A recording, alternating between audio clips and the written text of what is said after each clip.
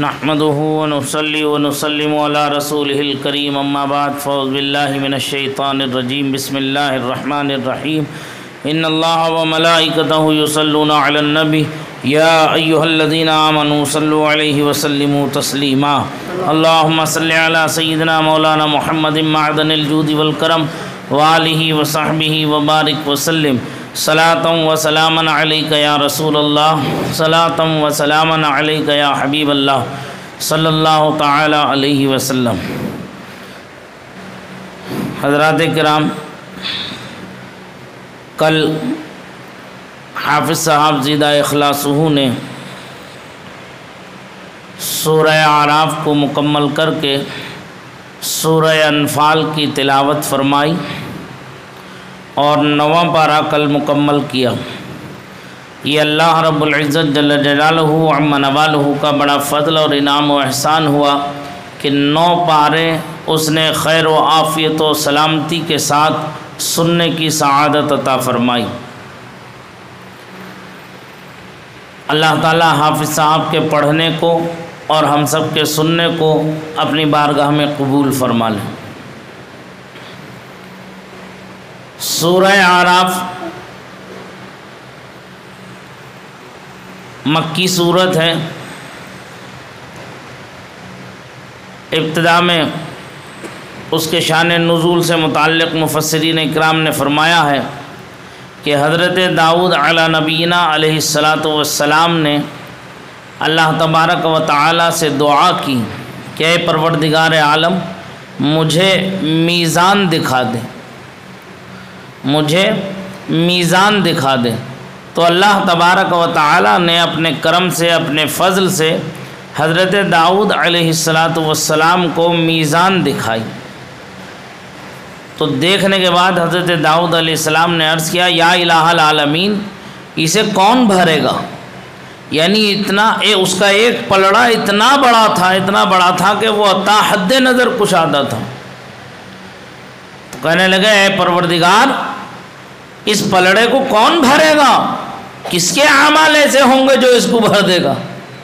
تو پروردگار عالم جل جلالہ عم نوالہ ارشاد فرماتا ہے اسے میرے مومن مخلص بندے بھر دیں گے، اگرچہ انہوں نے خلوص و للہیت کے ساتھ ایک کھجور بھی میری راہ میں صدقہ کی ہوگی تو وہ ایک کھجور ہی اسے بھر دے گی پورے کو۔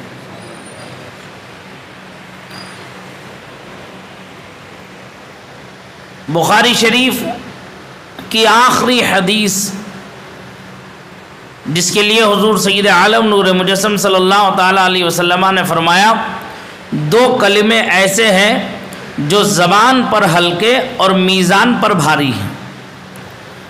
جو زبان پر ہلکے کلیمتانی خفیفتانی علی اللسان ثقیلتانی فی المیزان، 2 کلمے ایسے ہیں جو زبان پر بہت ہلکے ہیں لیکن میزان میں بہت بھاری ہیں۔ آقا فرماتے ہیں وہ کلمے جانتے ہو کون سے؟ فرماتے ہیں سبحان اللہ و بحمدہ سبحان اللہ العظیم، سبحان اللہ و بحمدہ سبحان اللہ العظیم۔ ایک مرتبہ آپ حضرات بھی مل کر کے پڑھو ساتھ میں، سبحان اللہ و بحمدہ سبحان اللہ العظیم۔ یہ 2 کلمے ایسے ہیں جو میزان کو بھر دیتے ہیں۔ اس کی کثرت سے تلاوت رکھا کرو، اللہ تعالیٰ کو بہت محبوب ہیں، بہت پسندیدہ کلمے ہیں۔ سورہ اعراف کے اندر بہت سے باتوں کا ذکر ہے۔ حافظ صاحب نے سورہ انفال کی تلاوت کی، اس کے بعد یہ سورہ انفال جو ہے یہ مدنی ہے۔ سورہ انفال مدنی ہے، مدینہ منورہ میں نازل ہوئی۔ اس میں 7 آیتیں جو ہے وہ مدینے کی نہیں ہیں، مکے کی ہیں۔ اس میں 10 رکوع، 75 آیتیں، 1075 کلمے اور 5080 حروف اس کے اندر ہیں۔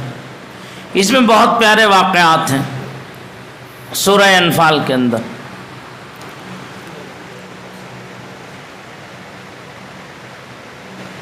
اس میں ابتدائی آیتوں میں صحابہ کرام کے درمیان مال غنیمت کو لے کر کے کچھ اختلافات ہوئے، تو اس میں تنبیہ کی گئی کہ جو رسول اللہ صلی اللہ علیہ وسلم تقسیم فرمائے اسے حق جانو اور اسے قبول کرو۔ اس کے اندر جنگ بدر سے متعلق تفصیل سے گفتگو کی گئی ہے۔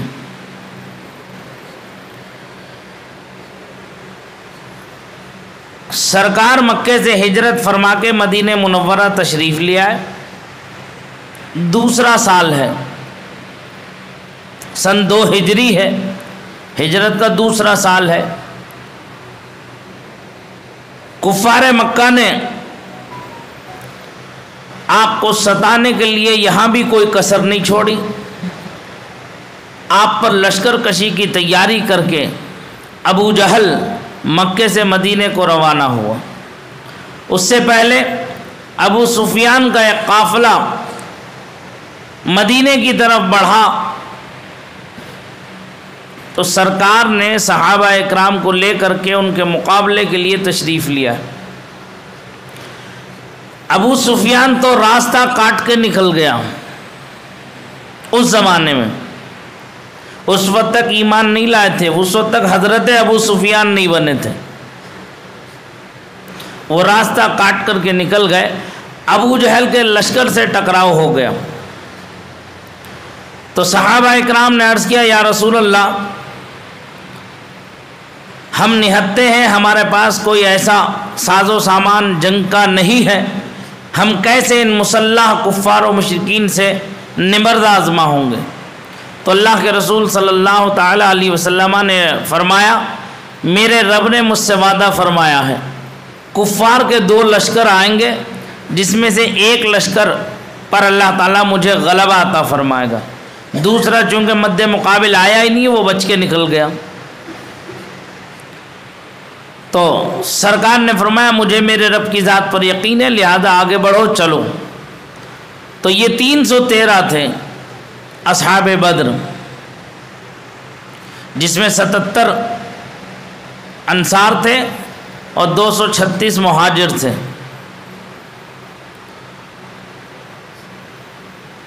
جب یہ میدان میں پہنچے، گھماسان کی لڑائی ہوئی، جنگ ہوئی، سرور کائنات نور مجسم صلی اللہ تعالیٰ علیہ وسلم ایک طرف جنگ سے پہلے سجدہ ریز ہو کر اپنے رب کی بارگاہ میں دعا کر رہے تھے، گڑ گڑا رہے تھے، اے اللہ یہ نہتے ہیں، یہ لوگ اگر آج تو ان کی مدد نہیں کرے گا تو صبح قیامت تک تیرا نام لینے والا کون ہوگا روئے زمین پر؟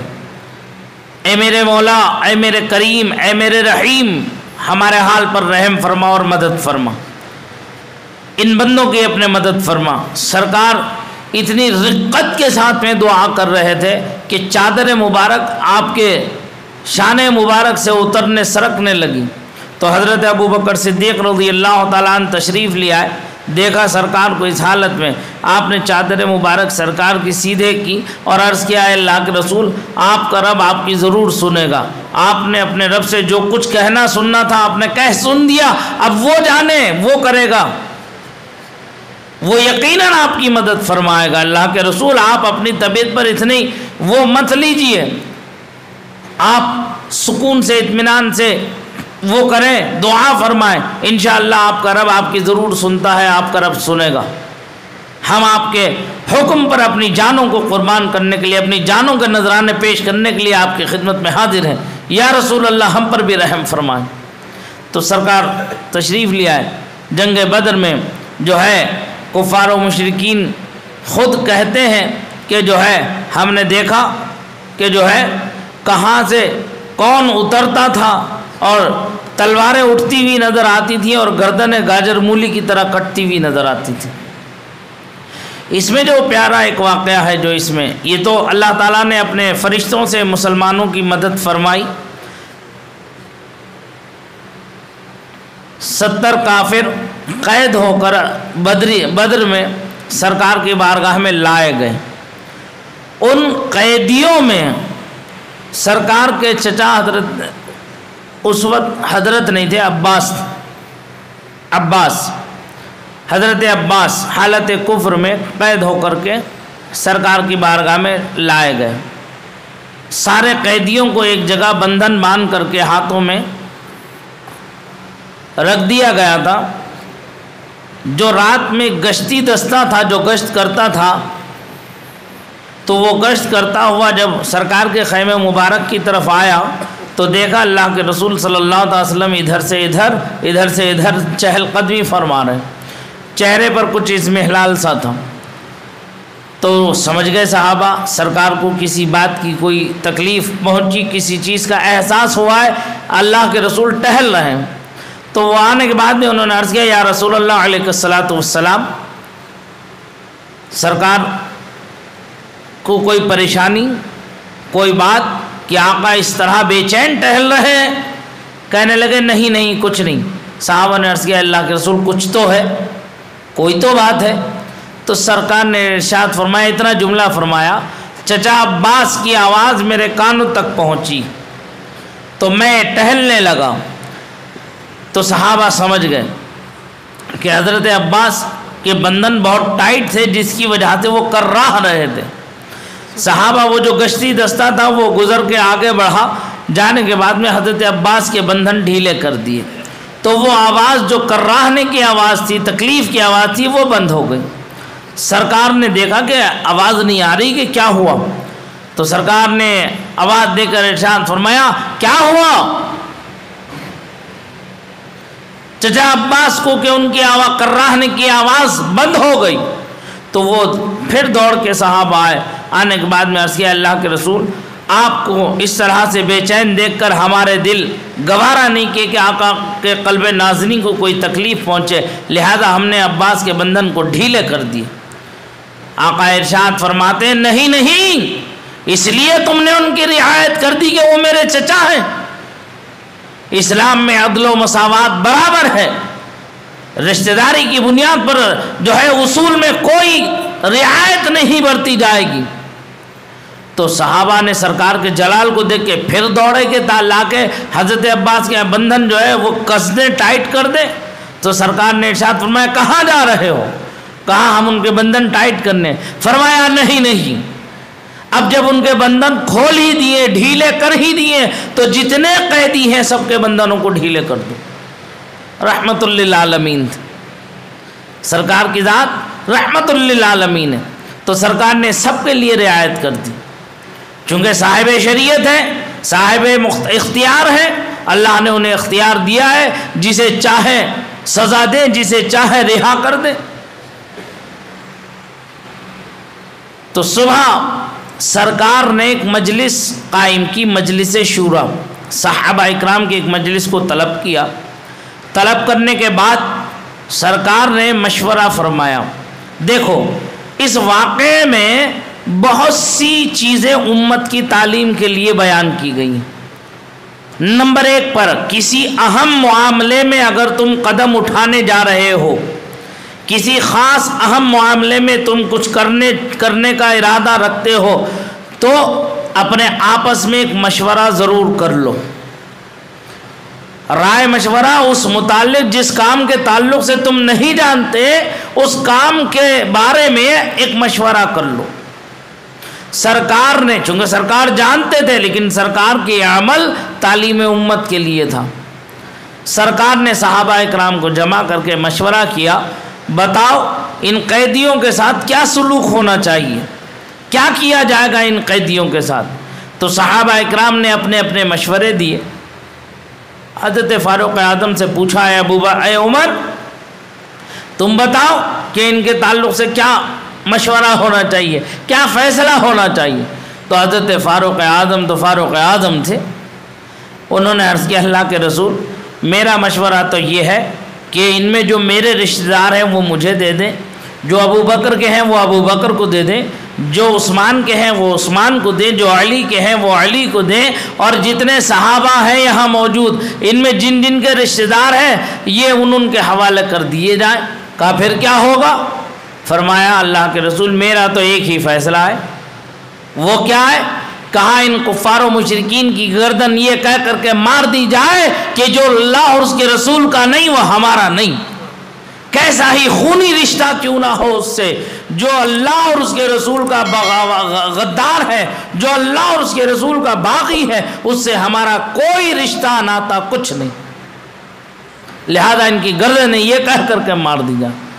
ایک مشورہ حضرت صدیق اکبر رضی اللہ تعالیٰ عنہ سے سرکار نے پوچھا، اے ابو بکر تم بتاؤ کہ تمہارا کیا مشورہ ہے؟ حضرت ابو بکر بھی دانا اور بینا اور بہت اعلیٰ فہم رکھنے والے، انبیاء و مرسلین کے بعد افضل البشر بعد الانبیاء بالتحقیق خلیفۃ رسول اللہ صلی اللہ تعالی علیہ وسلم، تو انہوں نے عرض کیا اللہ کے رسول میرا مشورہ تو یہ ہے کہ ان میں جو لوگ فدیہ دے کر ٹیکس دینے کی صلاحیت رکھتے ہوں وہ ٹیکس دے کر کے ان کے اوپر ایک جزیہ مقرر کر دیا جائے کہ وہ ٹیکس دے کر کے اپنی جان کو آزاد کرا لیں، اور جو لوگ فدیہ نہ دے سکیں تو ان کے لیے یہ ہو کہ ان میں کا پڑھا لکھا ہمارے بے پڑھے 10 لوگوں کو پڑھانا لکھنا سکھا دیں، پڑھنا لکھنا سکھا دیں۔ حضرت ابو بکر کی سوچ کو دیکھو ذرا، آج ہم کہاں ہیں؟ 1400 سال پہلے حضرت ابو بکر نے امت کے لیے کتنا پیارا ایک نظم قائم فرمایا تھا، کیا کہ ان کفار و مشرکین کی خلاصی اور نجات کا دار و مدار یہ ہے کہ ان میں کا پڑھا لکھا جسے علم و ہنر آتا ہو وہ ہمارے ایسے 10 افراد کو جن کو علم نہیں آتا ہے، لکھنا پڑھنا نہیں آتا ہے، وہ لکھنا پڑھنا سکھا دے اور اپنی جان کو آزاد کرا لے۔ سرکار نے مشورہ سب سے کیا۔ آج دیکھو ایک خاص بات، چند لوگوں کو قوم کے اندر سے کبھی کسی اہم معاملے میں چنتے ہیں لوگ کہ بھائی ان لوگوں کو بٹھا کر کے مشورہ کر لیا جائے اور جو فیصلہ ہو اس پر سب متفق ہو کر کے اپنے آپس میں رائے مشورہ کر کے متفق ہو جائے کسی ایک بات پر۔ اب اس میں بہت سے لوگ ناراض ہو جاتے ہیں۔ کیوں ناراض ہوتے ہیں؟ اس لیے کہ بھائی ہمارا فیصلہ نہیں مانا۔ ارے تمہیں فیصل کی حیثیت سے بلایا کب ہے؟ تمہیں تو ایک مشورے کے لیے طلب کیا تھا، اس مسئلے میں تمہارا مشورہ مفید تھا تو قبول ہو جاتا، لیکن حالات کے تقاضے میں، ماحول کے لحاظ سے جس کا مشورہ اچھا رہا اس کے مشورے کو قبول کر کے عمل کر لیا گیا۔ اس کی دلیل کیا ہے؟ اس کی دلیل سرکار کا یہ عمل ہے۔ صحابہ سے سب سے مشورہ کیا، سب کا الگ الگ مشورہ آیا، لیکن سرکار نے کس بات پر ترجیح دی؟ حضرت صدیق اکبر کے مشورے کو ترجیح دی۔ وحی الہی کا نزول ہو گیا، جبریل امین تشریف لیا ہے۔ آنے کے بعد انہوں نے عرض کیا یا رسول اللہ بات سلام کے اللہ رب العزت ارشاد فرماتا ہے، اے میرے حبیب مشورہ تو میرے عمر کا مشورہ تھا، مشورہ تو میرے عمر کا مشورہ تھا کہ جو میرے حبیب کا نہیں وہ میرا بھی نہیں ہے۔ چونکہ آپ صاحب اختیار و صاحب شریعت ہیں، میں نے آپ کو اختیارات کے ساتھ بھیجا ہے دنیا میں، تو آپ نے جو ہے فدیے کا معاملہ پیش کر دیا ہے، فدیے کا ارادہ کر لیا ہے، تو احکام فدیہ نازل ہو گئے کہ ان پر فدیہ کیا ہوگا، کیسے ہوگا، اس کا طریقہ کار کیا ہوگا، وہ احکام فدیہ نازل ہو گئے۔ اب جب باری آئی فدیہ دینے کی، فدیہ دے کر جانوں کو اپنے آزاد کرانے کی، مجھے کبھی کبھی بڑا افسوس ہوتا ہے ایسے لوگوں پر جو قرآن بھی پڑھتے ہیں، حدیث بھی پڑھتے ہیں، لیکن پھر بھی اللہ کے رسول کی ذات پر انہیں یقین نہیں ہوتا، سرکار کے علم غیب کے منکر ہوتے ہیں۔ کتنے افسوس کا مقام ہے، کہاں سوچ چلی گئی، کہاں وہ فکر چلی گئی ہے۔ جب فدیے کی باری آئی تو بہت سے لوگوں نے فدیہ دیا، فدیہ دے کر اپنی جان کو آزاد کرانا چاہا۔ انہی میں عباس کا بھی نمبر آ گیا جو سرکار کے چچا تھے۔ جب وہ آگے بڑھے، آپ سے فدیہ طلب کیا گیا تو آپ نے چچا ہونے کی حیثیت سے کہا، اے محمد میرے بھتیجے، رسول نہیں مانا، کہنے لگا اے محمد میرے بھتیجے، میں کہاں سے فدیہ لا کر کے دوں، میرے پاس تو کچھ بھی نہیں ہے، تو میں کیسے آزادی لوں اپنی، میں کہاں سے لا کر کے فدیہ دوں اور اپنی جان کو آزاد کراؤں؟ تو سرکار نے دیکھ کے تبسم فرمایا اور ارشاد فرمایا، چچا جان کیا ہوا چچی جان کی ان کان کی بالیوں کا جو آپ جنگ کو آتے وقت چچی جان کے حوالے یہ کہہ کر دے کر کے آئے تھے کہ نہیں معلوم جنگ کا نقشہ کیا ہوگا، تمہارے یہ کام آئیں گے، اسے تم اپنے پاس رکھ لو۔ چچا جان چچی جان کی وہ کان کی بالیاں منگائیں، فدیہ دیں اور اپنی جان کو آزاد کرائیں۔ حضرت عباس کہتے ہیں بعد قبول اسلام جب حالت اسلام میں آ گئے تو ان سے جب کسی نے پوچھا تو کہنے لگے، میں تو اسلام تو میرے دل میں اسی دن گھر کر گیا تھا جب اللہ کے رسول صلی اللہ علیہ وسلم نے میری اس بات کو جو میرے اور میری بیوی کے درمیان، ہم دونوں کے درمیان میں مکے میں ہوئی تھی، میں جنگ کو آتے وقت اسے یہ دے کر کہہ کر کے آیا تھا، نہیں معلوم کہ جنگ کا نقشہ کیا ہوگا، صورتحال کیا ہوگی، یہ چیز تیرے کام آئے گی، اسے تو اپنے پاس رکھ لے۔ یہ میں جانتا تھا، میری بیوی جانتی تھی، تیسرا وہاں کوئی موجود نہ تھا، اور یہ غیب کی خبر تھی، یہ غیب کی خبر تھی، اور غیب کی خبر سوائے نبی مرسل کے کوئی دوسرا بتا نہیں سکتا۔ اسلام تو میرے دل میں اسی دن گھر کر گیا تھا بدر کے موقع پر۔ پھر سرکار حضرت عباس نے بعد میں قبول اسلام کیا، تو یہ علم غیب نبی نہیں ہے تو پھر کیا ہے؟ سرکار عالم غیب نہیں ہے تو پھر کیا ہے؟ بخاری پڑھتے ہیں، بخار آتا ہے، بخاری نہیں آتی ہے ایسے لوگوں کو، اسی لیے یہ بدعقیدہ بد مذہب اللہ اور اللہ کے رسول کے علم میں کلام کرتے رہتے کہ سرکار کو اتنا علم تھا، اتنا نہیں تھا، اتنا تھا، اتنا نہیں تھا۔ ارے افسوس کا مقام ہے کہ ایک شاگرد اپنے استاد کا علم نہیں بتا سکتا، ایک مرید اپنے پیر کا علم نہیں بتا سکتا، ایک ہنرمند اپنے استاد اور جو جس کام کی دنیا میں وہ ہے وہ اپنے اس استاد کی بات کو نہیں بتا سکتا، ایک شاگرد اپنے استاد کے علم کو نہیں بتا سکتا، تو یہ ادنا سا امتی ہو کر اللہ کے رسول کے علم میں ڈنڈی مارتا ہے کہ رسول اللہ کو یہ معلوم تھا، یہ معلوم نہیں تھا۔ تم تو رسول اللہ کو حد سے بڑھا دیتے ہو۔ ارے حد سے تو وہ بڑھائے گا جسے حد معلوم ہو۔ جبریل امین سدرا کے مکین سدرۃ المنتہا پر شب معراج یہ کہے کہ یا رسول اللہ میری حد آ گئی، جہاں جبریل کی حد ختم ہوتی ہے وہاں اللہ کے رسول کی ابتدا ہوتی ہے، تو جبریل امین کہے میری حد آ گئی، اور تم کہتے ہو کہ رسول اللہ کو حد سے بڑھا دیا، تو تمہاری حیثیت و اوقات کیا ہے؟ پہلے یہ تو بتا دو، تم اپنی حد تو بتا دو کہ تمہاری حد کیا ہے۔ ارے وہ لامکان کے مکی رہے، سر عرش تخت نشی ہوئے،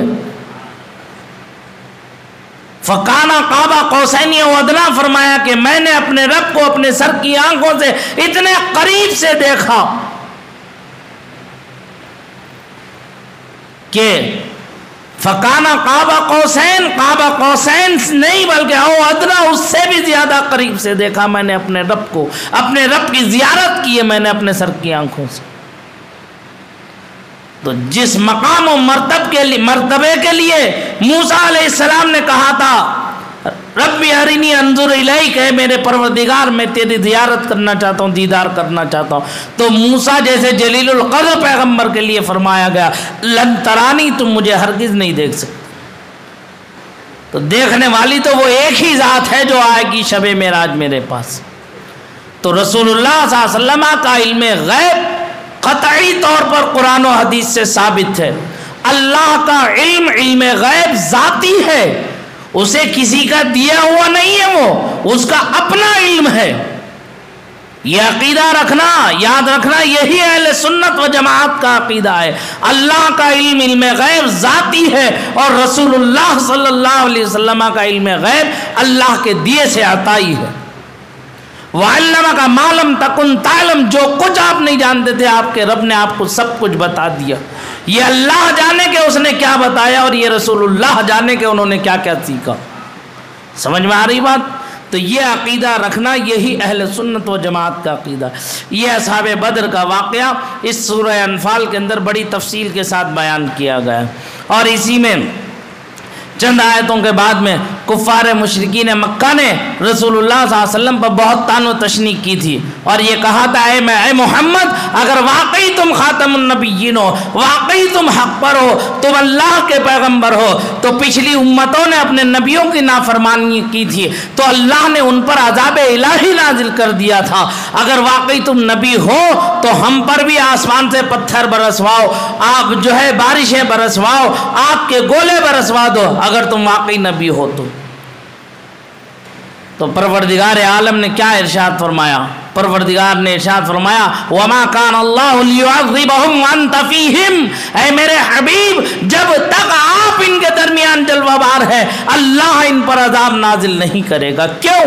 اسی لیے کہ یہ منافق، یہ مشرک، یہ کفار مکہ پھر تم ایک تانا اور دیں گے، ارے لو دیکھو محمد تو کہتے ہیں وَمَا أَرْسَلْنَاكَ إِلَّا رَحْمَةً لِّلْعَالَمِينَ، محمد جو ہے نہیں بھیجے گئے مگر جو ہے عالم کے لیے رحمت بنا کر کے بھیجے گئے۔ ارے رحمت کے ہوتے ہوئے یہ آسمان سے بارشیں، یہ پتھر کا نازل ہونا، یہ عذاب کا نازل ہونا، یہ بتاؤ رحمت کے ہوتے ہوئے عذاب کہیں نازل ہوتا ہے تو پھر تم کیسے رحمت للعالمین ہو؟ یہ سوال کر دیتے۔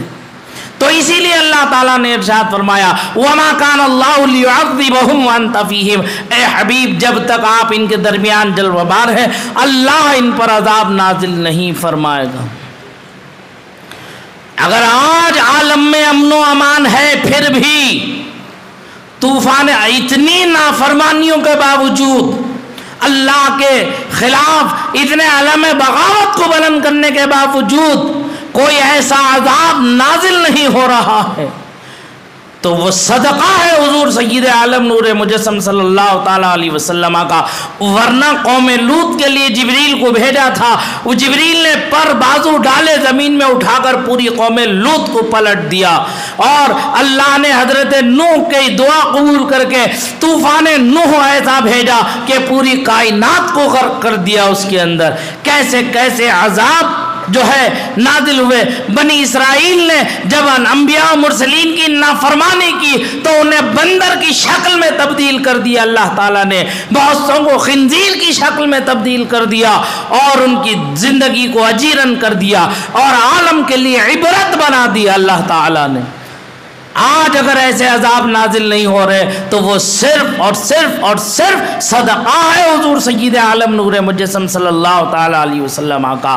جو لوگ بارگاہ رسالت مآب میں دریدہ دہنی کرتے ہیں انہیں یہ سوچنا چاہیے، انہیں اس پر غور کرنا چاہیے۔ یاد رکھو اللہ اور اس کے رسول کی تعظیم اولین درجے میں ہے۔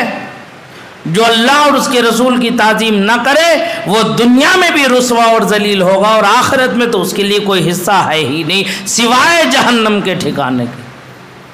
سمجھ میں آ رہی بات؟ تو یہ واقعات سورہ انفال میں بیان کیے گئے ہیں، کچھ سورت کا حصہ اس میں باقی ہے، اور آج سورہ توبہ کی بھی تلاوت کی جائے گی انشاءاللہ العزیز۔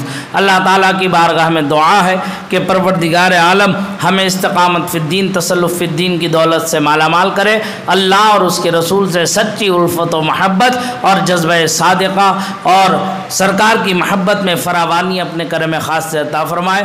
آمین وآخر دعوانا الحمدللہ رب العالمین۔